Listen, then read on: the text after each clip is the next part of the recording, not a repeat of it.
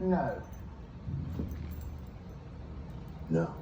The Fey girl has aroused the passions of the mob. Burning her now would only arouse them further. We shall keep her as our prize until those passions subside. Only then will we consider whether or not to hand her over to the church. And the Fae behind Renee's walls?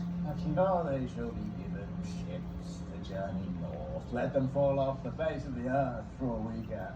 This will be seen as a victory for the Fae over the church.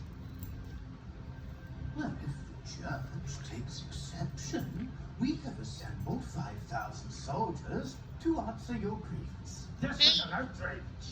Both of you guys, stop fighting. We must Stop. urgently take this matter up with the Holy Father. Marti! Marti! Marti, it's you. You. And you too, miss. No. You stay there. And Marti, you stay there.